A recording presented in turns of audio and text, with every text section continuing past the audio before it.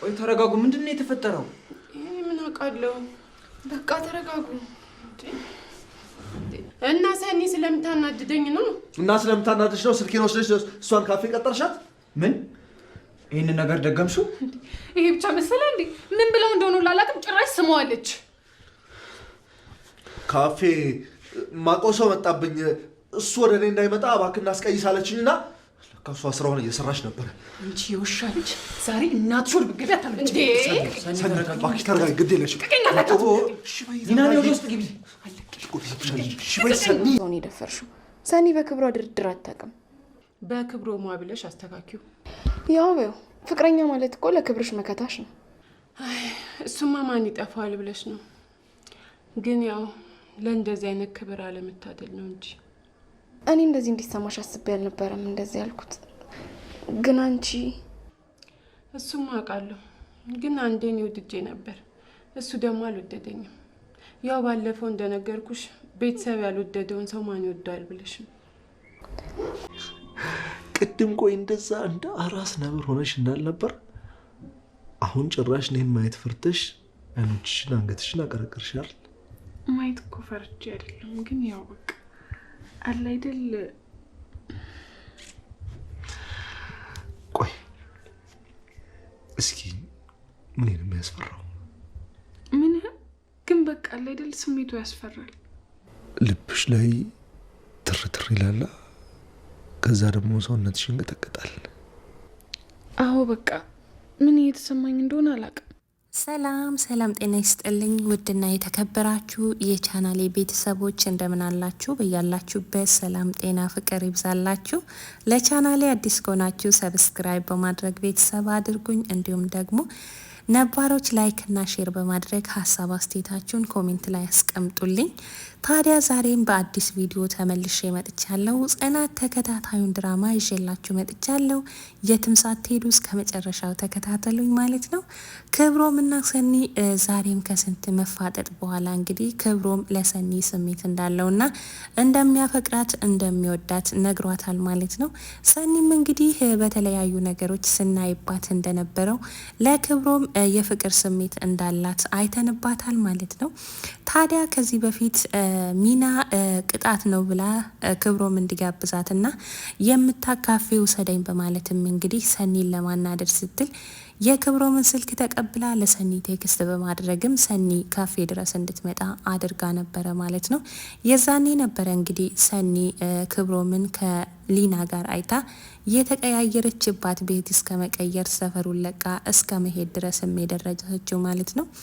ታዲያ ዛሬ ላይ ከስራ ቦታ ጀምሮ እስከ ቤቷ ድረስ ተከታትሎ የሆነውን ነገር ሁሉ ለምን እንደዚህ ያደረግሽ በማለትም ጠይቋት እሷም ያየችውን ነገር ሁሉ በግልጽ ነገረችው። ከዛ በኋላ እንግዲህ ይሄ ሁሉ ሴራ የሊና ነው በማለትም እንግዲህ ሊናን ለመጠየቅ ሲሮጥ ይመጣል ማለት ነው።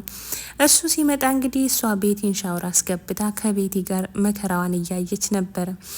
ሲጠራትም እንግዲህ ይሄ ሰው ደግሞ ካለኔ አይሆንለትም በማለትም አቤት ምን ፈለክ ብላ ስጠይቅም እንግዲህ በፈገግታ ሳይሆን በቁጣ ነበረ ምንድነው ያደረግሽው በማለትም የጠየቃት። ሰኒም ተከትላ መታ ስለነበረ እንግዲህ አንቺ የሰው ውሻ በማለትም እንግዲህ ጮሃባት ነበረ ማለት ነው። ለመደባደብ ሞክራለች፣ ተደባድባለችም እንግዲህ ሊናም በሰራቸው ስራ ለምን እንዳደረገች ተናግራለች ማለት ነው። ምክንያቱም ሰኒ ስለምታናድደኝ ሰኒን ለመበቀል ነው ይሄን ነገር ያደረኩት በማለትም ግልጹን ተናግራለች ማለት ነው።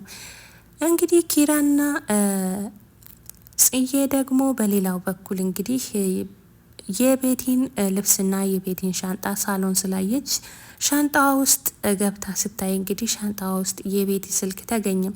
አብዳለች፣ ልታገግም ነው እዚህ ቤት የመጣችው የተባለችው ልጅ ስልክ ይዛ መታለች በማለትም እንግዲህ ጽናት እጅጉን በጣም ተናዳ ጉዳዩን ለብቻዬ ከመጠየቅ ብዬ አንተን ላማክር ፈለግኩ በማለትም እንግዲህ ለኪራ ትናገራለች።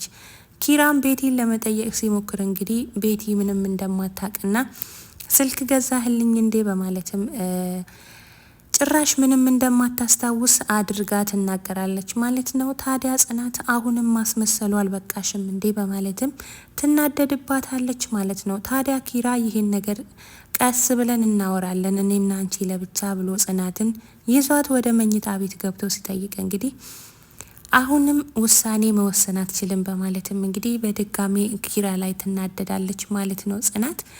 በሌላ በኩል ደግሞ ምሩና ናሆም እንግዲህ ዛሬ ተጣልተዋል ማለት ነው። ምሩና ናሆምን ምንድን ያጣላቸው?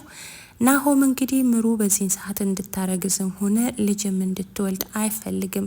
ምክንያቱም ምሩ ያለባት የልብ ህመም ለዚህ ጉዳይ እንደማይፈቅድላትና ይሄን ነገር ለማድረግ ከፈለገች ትልቁን ሪስክ እንደሚያስወስዳት ስለሚያውቅ ይሄን ነገር ቢፈልግም እንኳን ከልጅ በላይ አንቺን ነው የምፈልገው፣ ስለዚህ ያሁን አንቺ መውለድ ይቆየኝ በማለትም እንግዲህ የእሷን ጤንነት ለመጠበቅ ሲንከባከባት ነበረ። ምሩ ደግሞ እንግዲህ የሚወደኝን ሰው ደስታ ማሳየት አለብኝ በማለትም እንግዲህ ለመውለድ ሙከራ አድርጋ የእርግዝና ምርመራ ቼክ ስታደርግ እንግዲህ ናሆም አትመጭም እንዴ በማለትም በተደጋጋሚ ሲጠራት እንግዲህ እሷ ሽንት ቤት ውስጥ ቼክ እያደረገች ነበረና ከፍቶ ሲገባ ያየውን ነገር ማመን አቃተው። ምንድን ነው ብሎ ቢጠይቅም እሷም ተርበት ብታ መልሳታለች ማለት ነው።